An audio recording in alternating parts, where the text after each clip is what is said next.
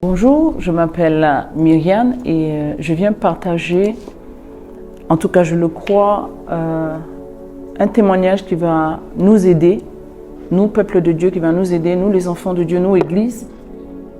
Et j'espère en tout cas que ça t'aidera, toi qui écoutes ou qui vas écouter cette vidéo.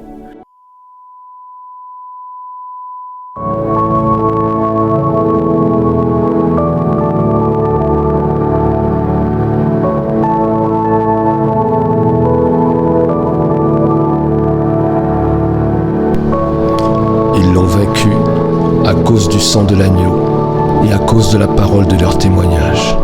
Et ils n'ont pas aimé leur vie jusqu'à craindre la mort.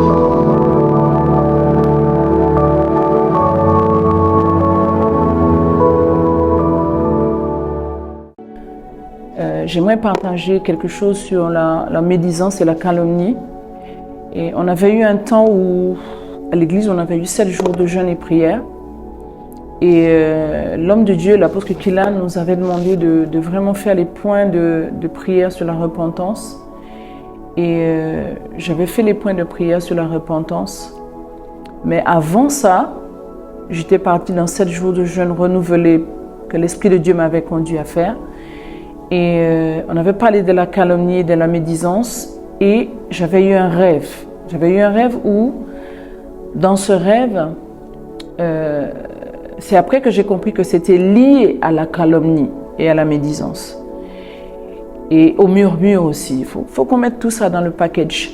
Et du coup, dans ce rêve, voilà ce que j'ai vu. Il y a eu comme... J'étais en fait comme un endroit à la campagne. Et tout le monde vaquait à ses occupations. Et subitement, quelqu'un a crié que les gens sont enlevés. Parce qu'il y avait quelqu'un qui avait la télé dans une pièce. Et cette personne disait que les gens sont enlevés. Et donc, logiquement, si les gens sont enlevés et que nous entendons ça, c'est que ceux qui entendent ça ne sont pas enlevés. Et des personnes allaient vérifier en fait, mais oui, on parlait de ça à la télé, que des personnes étaient enlevées dans différentes villes, des gens étaient enlevés. Et du coup, j'ai compris tout de suite que moi, Myriam, je n'étais pas enlevée. Et tous ceux qui étaient autour de moi aussi ne l'étaient pas. Mais bizarrement, dans ce rêve, j'étais assez calme. Je pense que quand on connaît la vérité, une fois que la vérité nous frappe, on comprend que c'était ça. Et c'est ce qui m'est arrivé. Donc j'ai compris tout de suite que si je ne suis pas enlevée, il y a une raison.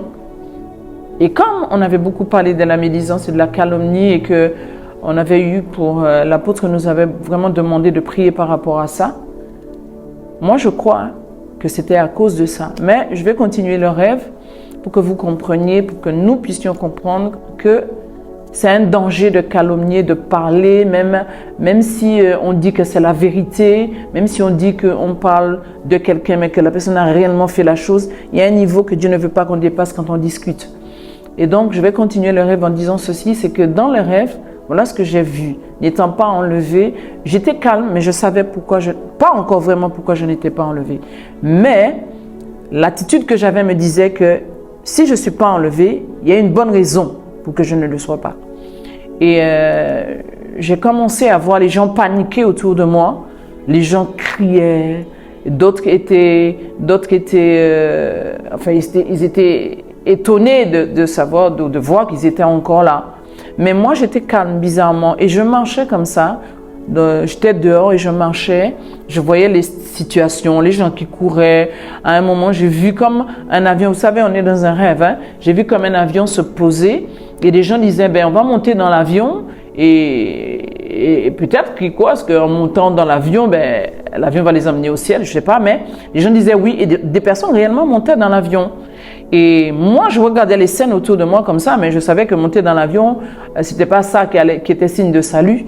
Et donc, je continuais. J'étais là, pas vraiment dans des réflexions, mais comme si j'étais calme, parce que je savais que c'était scellé, quoi. Et donc, je marchais et je voyais des personnes crier, paniquer. Et quand je marchais, j'ai vu un garçon, un jeune homme qui s'était ouvert le ventre, comme s'il avait tellement compris que pour lui c'est fini, mais il s'était ouvert le ventre et il enlevait ses boyaux de son ventre, tout ça. Je continuais de marcher. j'ai vu à un certain moment, j'ai vu un garçon, il était vraiment en panique parce que son père avait été enlevé, parce que son père était pasteur, et lui, enfant de pasteur, n'avait pas été enlevé. Et donc, il y avait aussi un autre garçon, lui, en fait, c'était des amis, mais ils n'étaient pas enlevés. Donc, le fils du pasteur non plus n'était pas enlevé. Pendant que j'avançais comme ça, j'avais vu une scène particulière qui était un amoncellement, un tas de viande. Mais dans mon esprit, c'est comme si je voyais que c'était de la viande halal. Et il y avait des musulmans à côté et tout. Dans mon esprit, j'ai compris que la viande halal là, c'est ça qui les a condamnés à rester. En tout cas, une partie de ça. En tout cas, ça joue là-dedans parce que ça n'était pas anodin que je voyais la viande dans le rêve. Ok? Et donc, je continue encore et dans ma réflexion, je me dis, bon, ben je vais prendre ma voiture et j'irai voir si dans une autre ville, dans la ville, puisqu'on était à la campagne, si dans la ville, vraiment il y a eu les enlèvements. Peut-être que je vais voir autre chose. Et je me suis réveillée. Et je continue. Donc, j'ai pas dormi en fait parce que je pense que j'ai compris ce qui s'était passé, mais je suis quand même venue voir mon père spirituel, l'apôtre Kila, et je lui ai parlé du rêve. Je lui ai parlé de ce rêve et qui était lié, et je le crois, au fait de parler des gens, de parler. Même si on parle de nos frères, de nos sœurs qui sont de la chair, il ne faut pas parler d'eux parce que je me souviens que je parlais beaucoup d'un grand frère à moi qui nous fatiguait. Et puis avec la méchanceté, tout ça. Et donc, je suis venue voir mon père spirituel et je lui en ai parlé, je lui ai raconté ce rêve. Il m'a dit, retourne et prie encore, va dans la repentance et va devant le Seigneur. Et je suis partie, j'ai écouté ce qu'il m'a dit et je suis vraiment rentrée dans un temps de repentance, mais de repentance profonde. J'ai pris la première partie du livre de mon père spirituel justement et j'ai fait la repentance profonde dedans. Et j'ai demandé pardon au Seigneur par rapport justement à la calomnie, à la médisance, à ces choses-là. Et hop, je fais un autre rêve. Du jour au lendemain, je fais un autre rêve. Et dans ce rêve, voilà ce que je vois. Il y a un homme qui me tient. Mais cet homme, c'est un bel homme avec la peau claire, comme un métis. Mais il me tient comme dans l'air. Et quand il me tient comme ça, je vois, humainement, je vois quelqu'un, c'est un humain. Mais ses yeux me disent que ce n'est pas un humain. Et je crois que c'était Satan qui s'était déguisé en ange de lumière, donc qui avait pris l'apparence humaine. Et pendant qu'il me tient, il essaie de me faire dire oui à quelque chose, mais moi je ne veux pas. Et donc, comme moi je sais que je ne veux pas, j'essaie de lutter, comme il se présente à moi humainement, j'essaie de lutter, de le griffer, de le mordre, et je dis non, et je dis non, et je dis non. Et à un certain moment, j'ai tellement dit non, et je résistais comme ça, je résistais, comme la Bible nous dit de résister au diable là, et il fuira loin. Lui, il ne me lâchait pas, mais je résistais. Et à un certain moment, comme un éclair est sorti d'au-dessus de nous, d'au-dessus de là où il me tenait. Et donc, moi je crois que c'était le deuxième ciel. Et donc cet éclair l'a frappé. Et quand l'éclair l'a frappé, il s'est évaporé comme une masse noire. Boum! Comme ça, il a disparu. Et il m'a lâché. Mais comme j'étais en l'air, je me suis dit que je vais tomber. Mais non. Et j'ai compris qu'en fait, que c'était le Seigneur qui l'avait foudroyé. Et j'ai commencé à descendre, mais avec une légèreté, comme une plume en fait. Je flottais, comme si je flottais dans l'air. Et pendant que j'étais en hauteur, je voyais les nuages.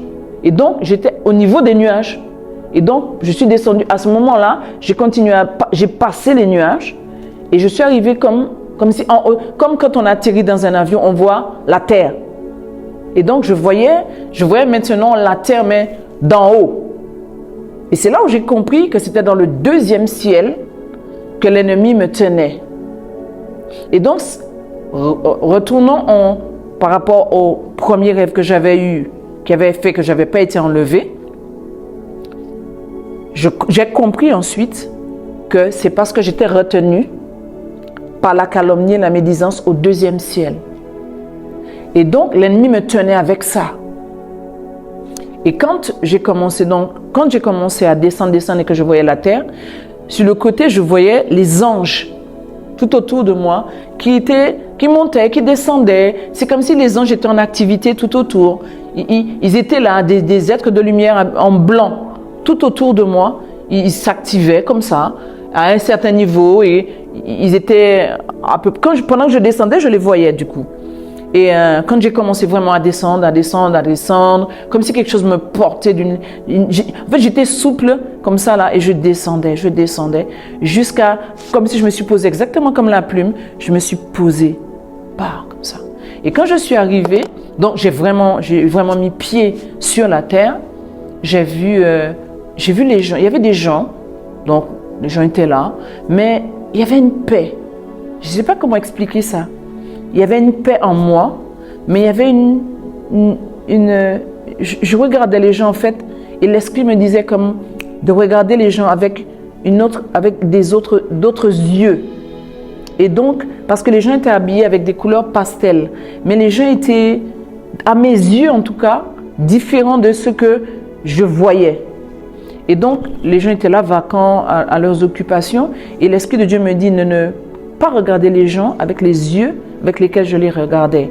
Donc, des fois, même si nous parlons, mais ça veut dire que ce sont peut-être nos yeux physiques qui voient les gens, mais peut-être Dieu ne les voit pas comme ça. Donc, la calomnie, la médisance ou les murmures, tout ce qu'on peut dire, peut faire que l'ennemi nous tient.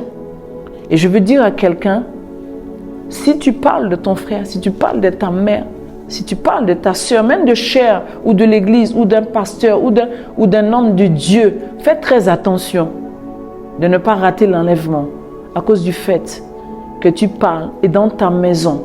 Et le Saint-Esprit m'a fait comprendre que quand quelqu'un vient dans ta maison, ne parle pas des gens de ta maison, ne parle pas des gens de ta famille, ne parle pas des gens de l'église. Et quand une situation vient à toi, tu pries. Même si on te parle, tu pries, parce que je crois qu'il y a un niveau de discussion où on sait qu'on a basculé dans le péché. Et donc, je n'ai pas été enlevée à cause de la calomnie, à cause des murmures, à cause de trop de paroles, parce que la Bible nous dit que trop parler nous pousse à pécher. Donc, je ne vais pas ajouter plus que ça dans la mesure où c'est tout ce dont je me souviens. Donc, en tout cas, pour toi qui regardes cette vidéo, j'espère que ça va te parler. J'espère que si tu es dedans, si tu murmures, si tu calomnies, si tu parles, même si tu dis que non, c'est la vérité, mais il y a un niveau de vérité pour nous qui a déjà basculé dans le péché pour Dieu. Et donc, faisons très attention à nos bouches, faisons très attention à ne pas rater l'enlèvement à cause de notre bouche. Sois béni.